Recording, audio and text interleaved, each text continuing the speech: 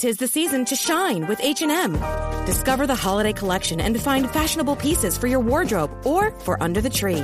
Get inspired and dazzle with this year's glam. From tuxedo styles, bow detailed pieces, impressive prints, and more. From unforgettable looks to unforgettable gifts. With fashion finds to home decor, find it all at H&M. Treat your loved ones and yourself this season. Shop in-store or at hm.com. Hey, I'm Ryan Reynolds, owner of Mint Mobile, with a message for everyone paying big wireless way too much. Please, for the love of everything good in this world, stop. With Mint, you can get premium wireless for just $15 a month. Of course, if you enjoy overpaying, no judgments, but that's weird. Okay, one judgment. Anyway, give it a try at mintmobile.com/switch. New activation and upfront payment for 3-month plan required. Taxes and fees extra. Additional restrictions apply. See mintmobile.com for full terms. And they look at me with complete regret and say, I've never been happy. I've always lived for other people, especially women. I've devoted my entire life to other women, or to my kids, to my family, to my friends.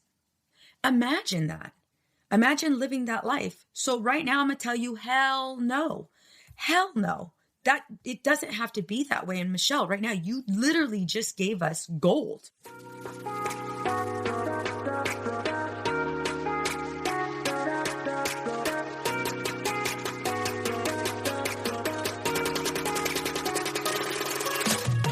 Have you ever thought, how did I manage to lose myself? Being a mom is so hard, especially when we're feeling stressed and disconnected. We exhaust ourselves trying to create this perfect life for our family. You deserve to enjoy your marriage and your kids without the stress perfectionism brings. I am going to teach you how to identify who you are outside of all of the roles you play. Hi, I'm Veronica Cisneros. I'm a wife, mother of 3, and a licensed marriage and family therapist. I am on a mission to teach women just like you how to become empowered and unapologetic. Welcome to our Girl Gang.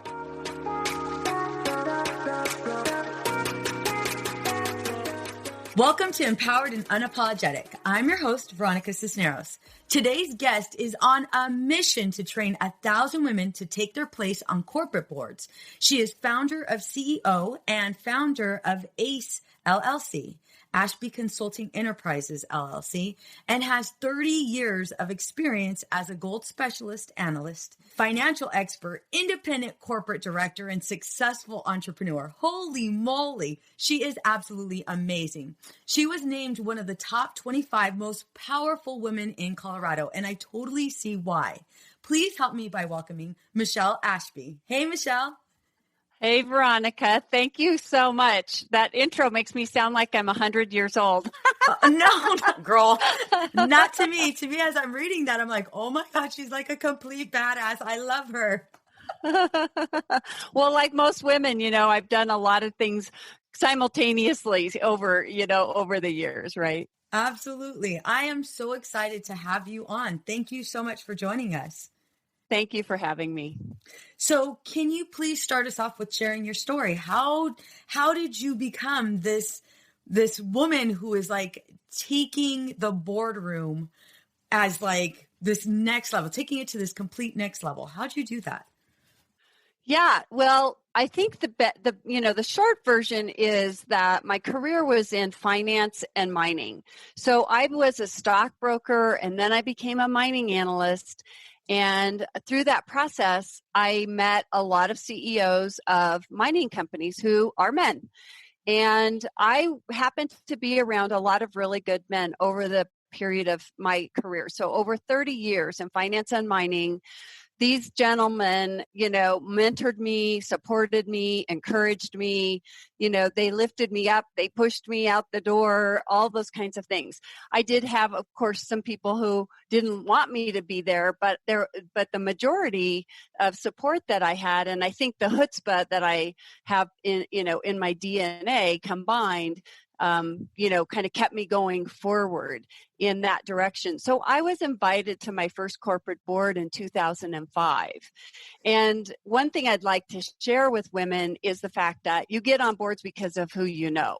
It's about your network. So this was a friend of mine. He called me on the phone. It was a very nonchalant conversation.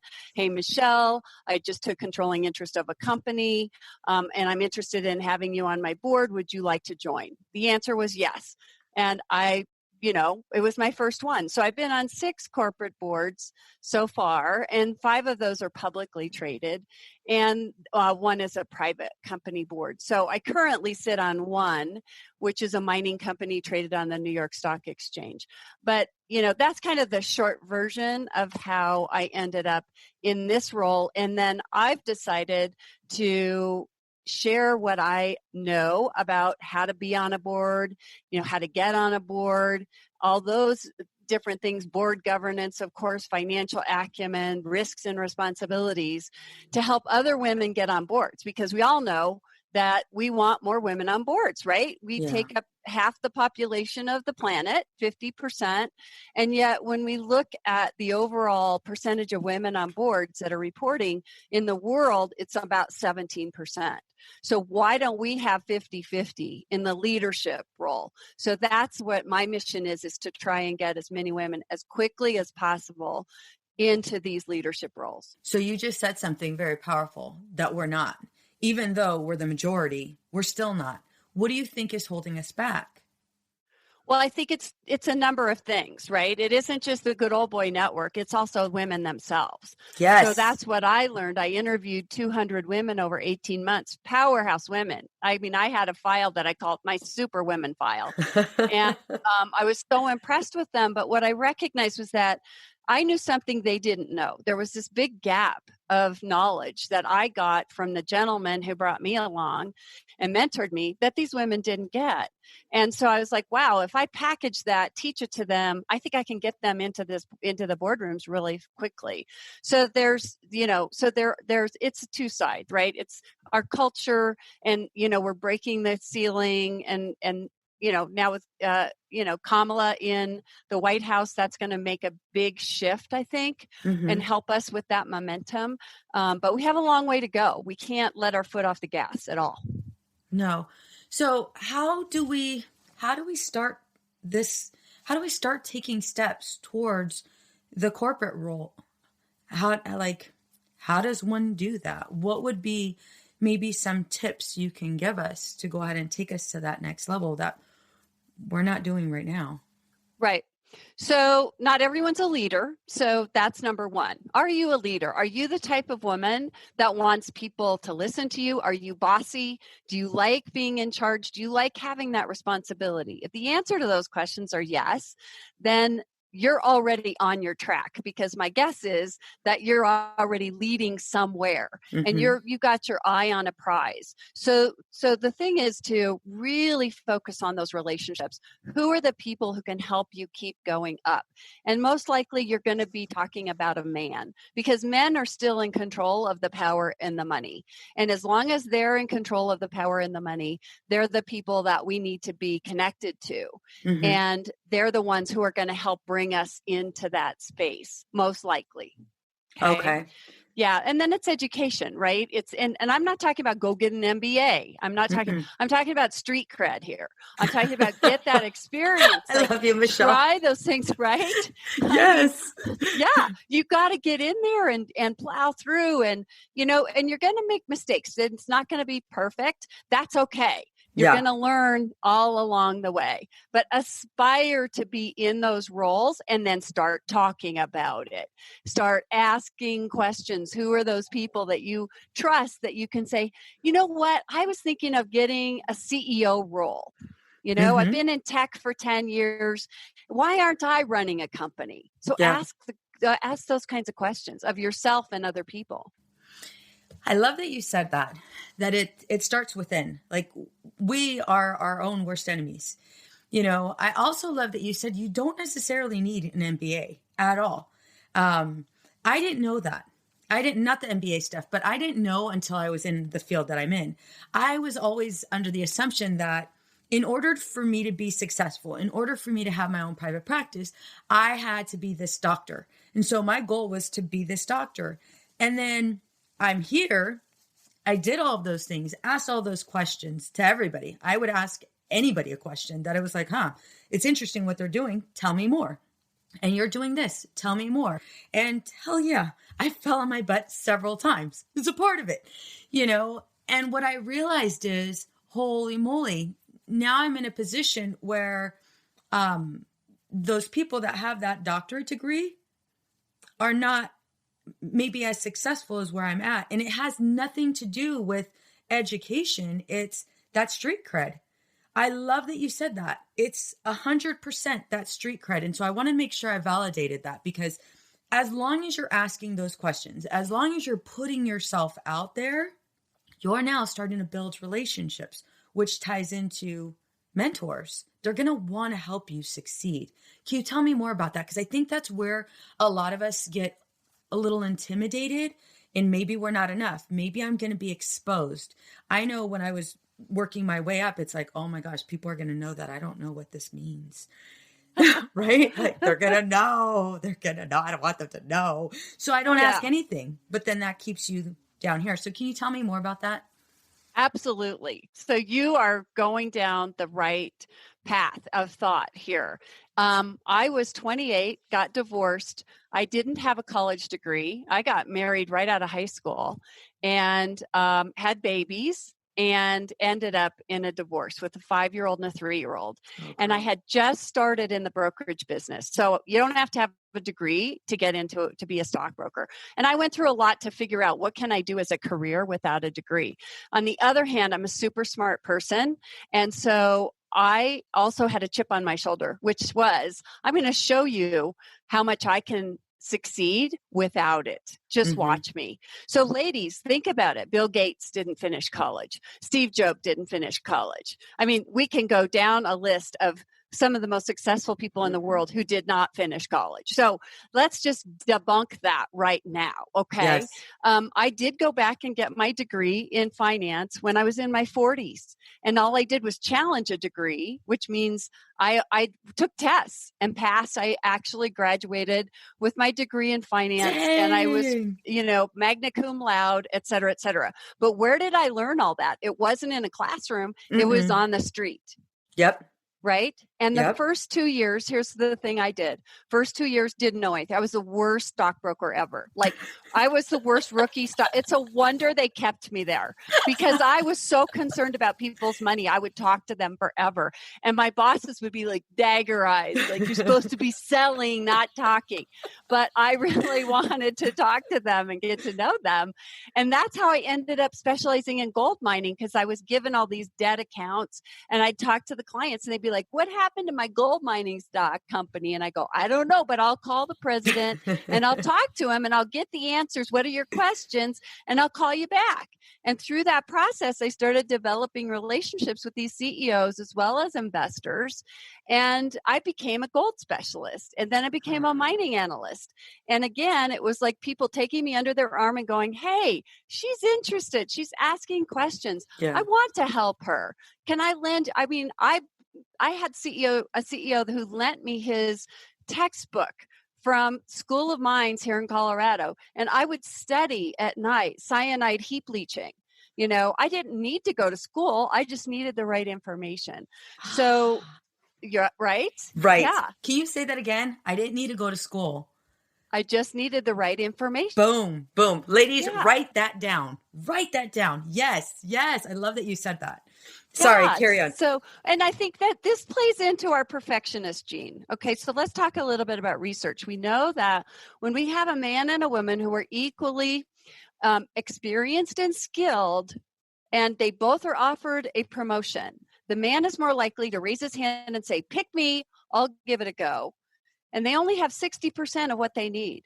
The woman is more likely to go, oh, don't look at me because I don't have everything I need. Oh my God, I need 4 more years at this and I should be managing that and I should be getting my MBA and then come back to me. So we need to stop that. Yeah. We need to stop that, raise our hand and say, pick me. I think I can do it better than anyone. Yeah. And then you got to, you're going to be scared. That's normal. And then you get the job and then you figure it out. You go do your homework like I did. You go get the textbook. You talk to the people who know how to do it. And you say, can you help me? Absolutely. I think there's one thing that I love that you mentioned, how we have to have everything perfect. That one thing of wanting to have everything perfect is also what keeps us back in the back lines. We're not looked at for promotions. We're not looked at, to excel because we're not saying anything. We're keeping quiet. We're keeping to ourselves. However, one thing we do have is loyalty. We are loyal like no other. That is one quality that I've noticed in most women, like 95% of women.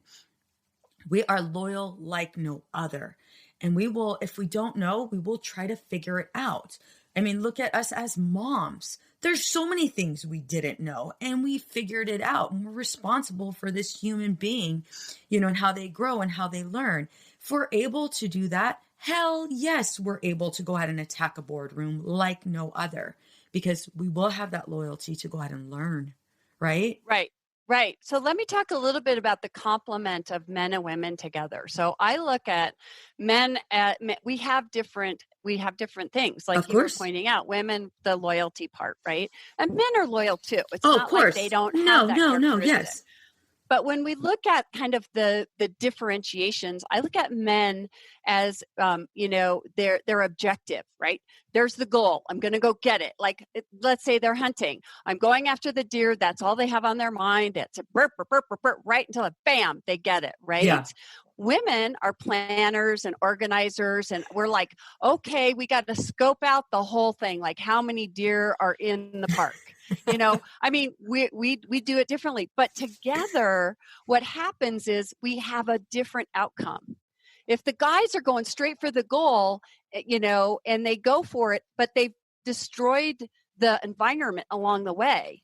Yeah. Oh, oops, we have a problem here. Yeah. Or if they're stepping culturally over a society. So in mining, we have these issues, right?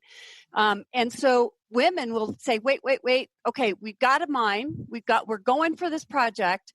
And we also need to take into consideration, like, who lives around there? Mm-hmm. What kind of, not just people, animals, environment. Mm-hmm. How are we going to do this? How are we going to do that? Blah, blah, blah, blah, blah. So when that conversation is happening with both of those voices at that table, that's making the decisions. Remember, we're at the board level. These guys make the top decisions of where the money's spent and what deals are getting done. Now you've got this complementary group working together that I think has a much better outcome. If we have all women, then we're going to plan and never get anything done. If we have all guys, they go straight for the goal and they can run over you or get into trouble that way. So that's where I see this magic. I'm a 50-50 girl. Mm-hmm. I want to see the boardroom at 50%, and you'll see a lot of organizations that'll say 20%, 30%. I've been like, we want 50%, 50%. Okay. Absolutely. I love that you just said that we need to be here. We need to be at this 50-50 level. And what you're ultimately saying is, ladies, you already have that skill ingrained in you. It's ingrained in all of us. It's already happening. Now, how do you use it? So let's say most of us aren't in corporate America. How do we use it with our current jobs that we have today? Well, I think pay attention, be curious. If you want to grow, then you need to say yes. So the first 2 years of my career, I said yes to everything. Why? Because I didn't know anything. I needed to get schooled as fast as possible. That's crazy. So when they said, they're like, could you balance the checkbook? Yes, I'll do that. It didn't matter whether I just took it and did it. Mm-hmm. Okay. So that's early in your career. If you're in middle management and you're looking higher, then you're going to be looking around and scoping out, okay, how did Tom get that? Oh, Tom is connected to Bill, who's up here. Who else is up there that I could be, talking to? And how am I going to do that? And in the current situation, because we're all virtual, the networking piece can be a little bit challenging. So my recommendation is, if you have a contact with someone who's in that role, be sure you're emailing them and keeping in contact. How you doing? Just checking in. Is there anything I can do to help support you? Yes. that right there, that question alone will more than likely be met with, yes, yes, here, can you take over this? Which then in turn is educating you. Right. And So then if you be have any careful. questions. Yeah. So be careful that you don't become, the under person, right? So it's Yes. trying to help them in a way that's going to be on a peer-to-peer level. So you might already have an idea like, oh my gosh, I've got access to these unbelievable professional women. You need a woman on your board. Can I help introduce you to a group of women? Ooh. I'm speaking to them on their level, right? Yes. Yes. I'm not saying, can I help you train some? I'm like, I have them. How can I help you look better? Right. Mm-hmm. It's about what can I do to help you look better? We all succeed. Bingo. I'm glad you mentioned that because there's a lot of women that get stuck or can get stuck in that trap of now I'm doing everything for you and you're being highlighted and I'm just back here doing all the work. Right? Yeah. How do we prevent that from happening? So there has to be a transition where you're not in just the support role. You are going to be moving up into that leadership role. And that can be a factor of who it is that you're talking to. And sometimes we think guys are champions for us, and they turn out to be very satisfied with the place that they see us in and not interested in helping us get higher. Does that make sense? So you kind of have to try it. Like I said, some of them are super successful. Some of them are not going to be. Some of them are going to keep you down. So you don't know till you get out there and try. But if let's say you target 3 potential mentors for yourself, at least one of those will work, I think. Okay. I agree. I definitely agree because people want to help people. I know that sounds crazy. However, it's actually true, especially in the corporate world or with whatever job you currently have. I don't know how many supervisors that I've asked questions, even professors that later on I became really good friends with because they wanted to help. They want to see you succeed, and as long as you're able to go ahead and put yourself out there, then you will be met with some level of success. You just got to keep on pushing harder and harder and harder. Right. So what are, here we go. You mentioned dreamers. They told me it was impossible. I did it anyway. Tell me more about that. Well, I think that ties back to having a high school diploma and being a divorced single mom. And, it's like, I'm still going to go change the world. I'm going to go become a professional career woman. I'm going to support my family, and I'm an entrepreneur. So I am not a corporate girl. I am an entrepreneur. I like to find a need and fill it. So I was able to say, I know nothing about mining. How could I become an analyst and an expert in that field? Well, I'm just going to go do it. And so dreaming big. One of my dreams that I haven't fulfilled yet is to fly into outer space. So I want to be, an astronaut. So I signed up for the Virgin Galactic astronaut program, So it's like, I think important to keep your dreams and to keep going for them. I mean, that's what we can aspire to. Training 1,000 women. Where'd I come up with that? Oh my God. One person training 1,000 women. Are you crazy? Yeah. Dream big. Do bodacious goals, and then do the best you can to get there. So I hear women already saying this because this is where some of my audience goes. But Michele, you don't understand. I don't have time. I have all of these kids, and then I have my husband and he needs attention. My kids need attention, and you're mentioning all of these big dreams. And I've always wanted to do something like this. I've always wanted to be an entrepreneur. I've always wanted to be, sitting in that boardroom. However, it's just not in the cards for me because I don't have time. What would you say to her? I would say you don't have time right now. So let's look at your life in stages, okay? There's a time for growing up, a time for going to college, a time for having children, a time for career. And women have a different challenge than men, and we've talked about this for decades, right? Gosh, yes. Because we always take on more. The other thing I would say is I was a single mom for 14 years. Yeah, okay? Amen. And so the other thing is suck it up, ladies. Okay, you've got to figure it out and prioritize. Yes. Suck it up, ladies. Street smarts and suck it up. Yes. Heck yes. Heck yes. Listen, time's going to go by. Time's going to go by no matter what. So prioritize. Like a boss, what can you delegate to someone else? Is there a person who can come in and help you take care of the kids, make dinner or whatever, give you 2 hours that you can spend on developing your dream of your entrepreneur thing? Or you put the kids to bed earlier, like, sorry guys, you're going to bed at 7:30, not 10. Go to bed, and I'm staying up until 10:30 to work on my thing. Yeah. So I can't tell you like the hours that I spend still to this day as an entrepreneur developing and working on things. I mean, I pull all-nighters. I work 9.5 hours on Sunday, but I'm committed to this. And, you know, it's a priority for me. And it doesn't mean that I do anything else less. So I figured out I take 4 days and my husband and I go away, and it's focus time with him.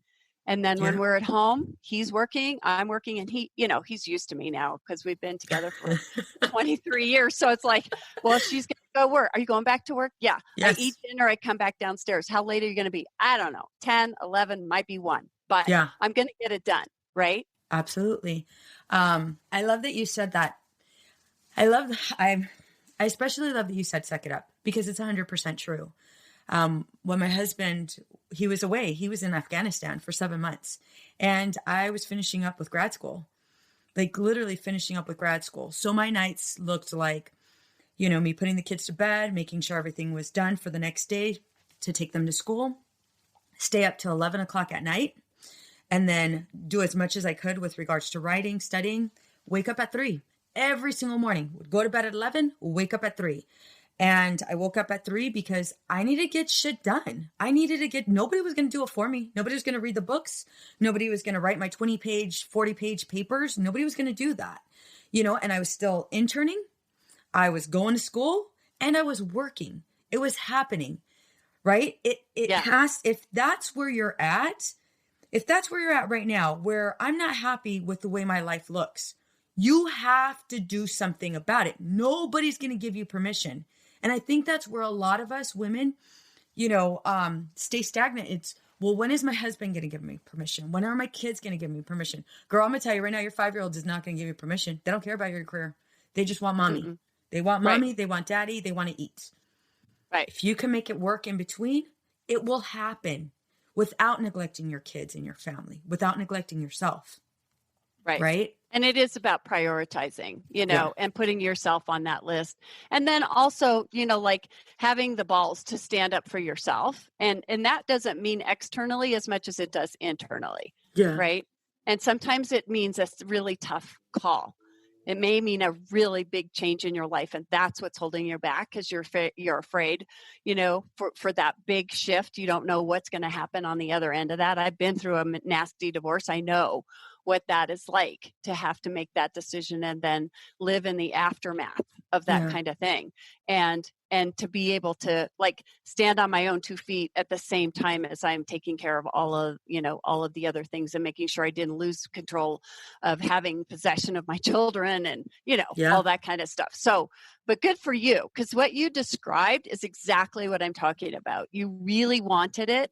And so you made it happen. Anybody who's watched the movie about RBG, they know that if you looked at that film about Ruth Bader Ginsburg that came out a few years ago, there's a section in there where she was in law school and her husband was in law school, and she only slept 2 hours a night because she did not only her homework but his, because he was sick and couldn't go in. So she was doing her work, his work, and taking everything in. So she's like and I'm not saying that's a healthy model. No. She was the model. She got it done. For a period of time. So remember we said phases. So ladies, phases. So what that means is be more strategic. Be strategic about your own life. Like, okay, like for me, it was like when my son hits kindergarten and my daughter is going into preschool, I'm going back to work. Yeah. And that was my plan. And that's what I did. And my husband at the time was like, don't like that plan. And so we split. Yeah. Okay. Yeah. Well, and I want to make sure I clarify too. It's not that you split just because, oh, well, suck it up. But, you know, if you don't like it, oh, well. No. Right? There was more things. Oh, right? Yeah. There was more things. Yeah. We're talking about, you know, an abusive relationship that was going on. So I had to make a change. Bingo. I had to make a change. Right now, for those of you listening, if you're already saying that in your head, if that thought is coming up for you, I have to make a change because this isn't working. And you've been saying it for the past 5 years. Let me tell you something, girl.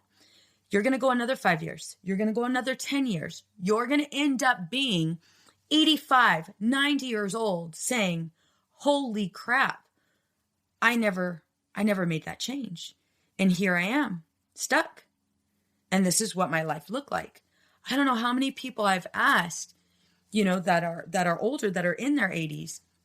Are you happy? Tell me one of the happiest moments of your life.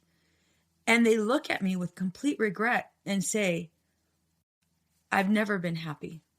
I've always lived for other people, especially women. I've devoted my entire life to other women, or to my kids, to my family, to my friends. Imagine that.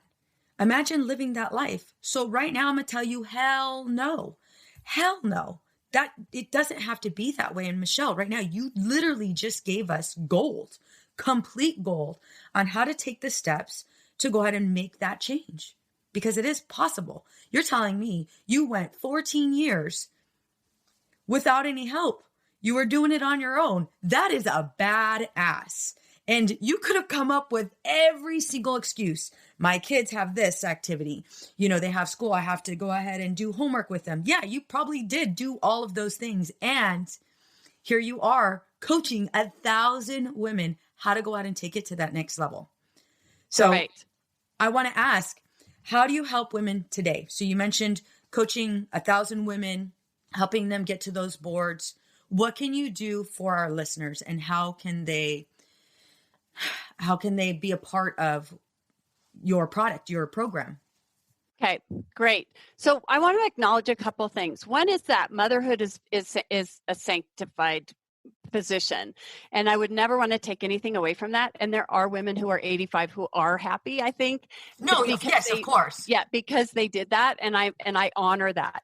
That I want everything. I'm one of those people. I don't just want one thing. I want all of it. Mm-hmm. And I had a coach one time who said, Michele, you're not going to get everything you want. And I said, not all at once. Ooh. I'm going to get it, but I'm not going to get it all at once. Girl, I'm going to write that down. I am going to write that. Yes. So again, it's that phases, right? Like I have time now. I'm going to pile that on my plate. So here's how we work with women. I have a couple of programs. One's online, and I'm running a special during the pandemic. It was $595 for this primer series, and it has 4 modules. We talk about your board resume, how to interview for the board, and kind of like that how-to thing. And I have it on special for $59.50 right now. So they can go on my website at acellc.consulting and just click on courses, and you'll see the primer one. Okay. The other one is my 8-week course, which is in person, and I do it virtually in person. And I train 8 to 12 women at a time. So it's a small group, and it's individual coaching. I help them get on boards. It's a bigger price tag, ladies. It's about it's $7,900.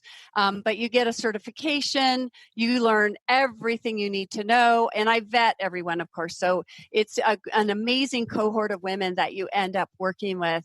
And to date, I've trained certified in that group 81 women. And of the 81 women in the United States and Canada, because I work with women in both areas, we have 37 board seats that have been filled. These are corporate paying board seats, okay? Corporate paying. Yes. We're not talking nonprofit. I don't teach people to get on nonprofit. That's for free. Stop working for free. Get paid. Okay. All right. So corporate board paying, and 4 women have become CEOs since they took my class. And a few of them have stopped their jobs and started their own corporations. Yes. So we have transformation happening with these women all the time. My online course, I have almost 500 women who've gone through that to date. So on my 1,000-person goal, I'm almost halfway there. So ta-da, single-handedly. We don't know how we're going to get there. Believe in it, go for it. And just take on that male attitude of the goal. Okay. So we're all made up of, the feminine and masculine strengths tie into that masculine strength. And I'm going after that goal and I'm going to get there. Might take me a little longer, but I'm going to get there. Boom. Yes. Yes. Okay. So one of my questions, or two questions that I ask all my guests, what are you doing right now to live the life you want to live? Wow. That's a loaded question. I'm a workaholic and I love that I've been given this opportunity. I feel like this is a gift from God. Like, I was looking to get on more boards and somehow made this right turn to stop on my own and to go help a bunch of women, other women, to get on boards. And it's been transformational for me internally because I always worked with men and I never trusted women before. So I had to go through my own internal transformation in order to get where I am today. And I love sharing all the things I know and have learned and have experienced in my life, if it may help someone else to kind of get there. And then my family, I shared with you before we got on, my son and his wife moved in with us and had a baby. So we have a newborn in our house. And I just lost my father. You see my flag up here. My dad was almost 95. He was a World War II vet. Oh. And so dear to me. We're so close. And to have, the cycle of life, my father leaving and a new baby coming into the world, into our family. There's just nothing like that. Yeah. So although you're a workaholic, there is time and space that you provide for your family and you allow yourself to take that into. You're able to do both. Absolutely. Yeah, absolutely. That's important. And I wanted to also make sure I stated that, with us being moms, we're given this beautiful opportunity to do both if that's what we want to do, if that's what we choose to do. It's making that decision now versus waiting the rest of our life. The last question, in one sentence, what advice would you give the mom who feels stressed and disconnected? If you have a bathtub, draw a bath and find 15 minutes to go and sit in a warm bath with bubbles and close your eyes and think of a place that you think is heaven and take that little break. Mm-hmm. Amen. Amen. Absolutely. Absolutely. I can't agree with you. I can't. Yeah. Where was I going to go? Okay. Sorry. I was in the bath right now thinking of that. I totally got distracted. Spot, right? I had my spot. I was there. I totally got distracted. So where can we find you? You mentioned your website. Where else can we find you?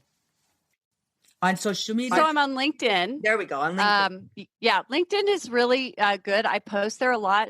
And if you go to my website and sign in, I do have, a mailing list, and you'll be getting, kind of freebies information about our graduates and that type of thing.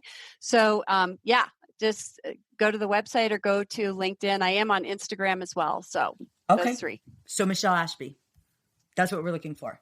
We'll put it in the show. There we go. Michele, this has been absolutely amazing. I feel ready. I'm ready. I don't even go into boardrooms. I go into an office, but I'm ready for a boardroom. Pick me. Let me say yes.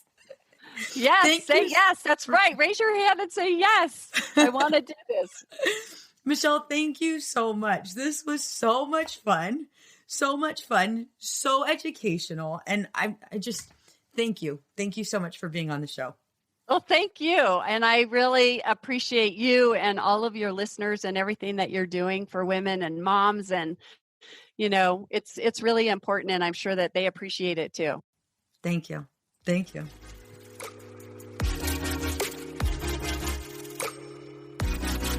What's up, ladies? Just want to let you guys know that your ratings and reviews for this podcast are greatly appreciated. If you love this podcast, please go to iTunes right now and rate and review. Thank you, guys. Many women lose their own identity in the shadow of being a mom and a wife.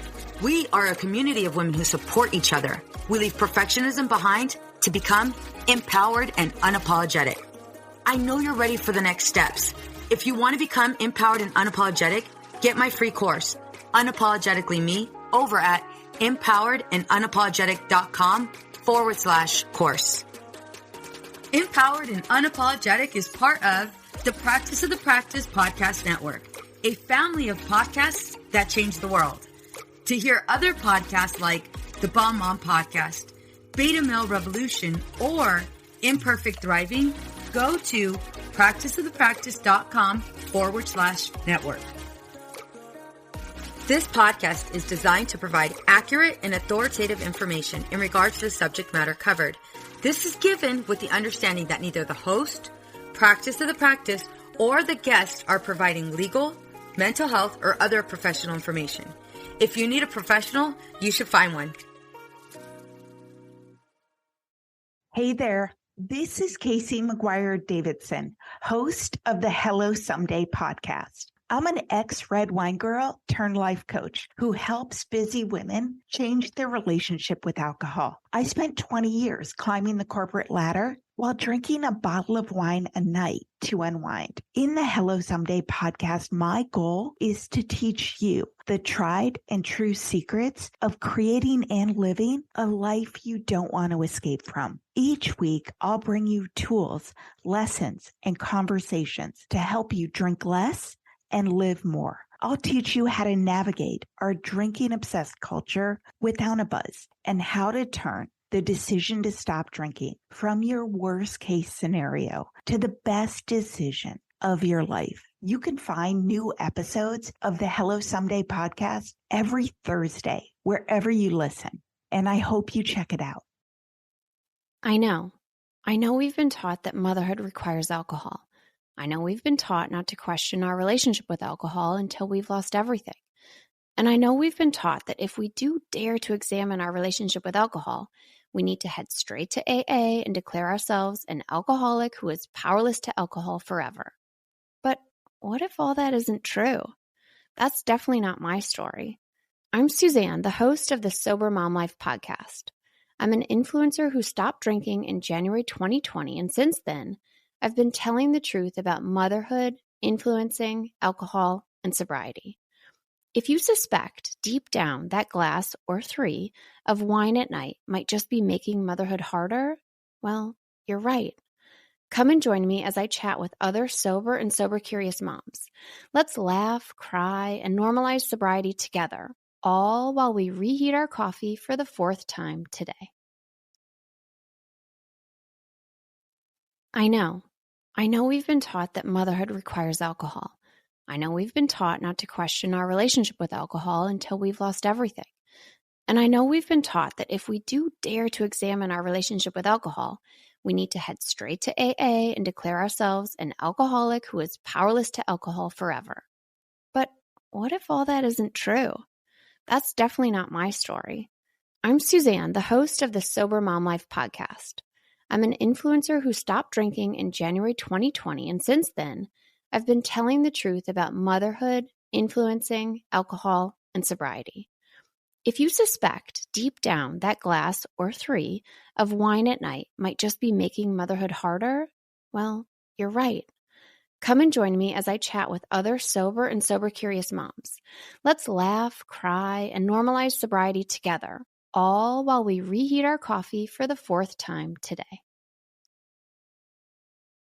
It's easy to blame ourselves for our struggles with alcohol. We see people around us being able to control their drinking without any consequences, yet no matter what we try, we can't seem to figure it out for ourselves. My name is Jillian Teets, and I am the host of the Sober Powered podcast, where I use my biochemistry background to explain the latest research in addiction and help you understand both why you drink the way you do and how to develop the skills and mindset you need to find freedom from alcohol. I discuss topics like why we think about our drinking 24/7, why we have no off switch, and why we crave alcohol. If you're struggling with your drinking or you know someone who is, then I hope that you will check out the Sober Powered podcast. New episodes every Friday. See you there.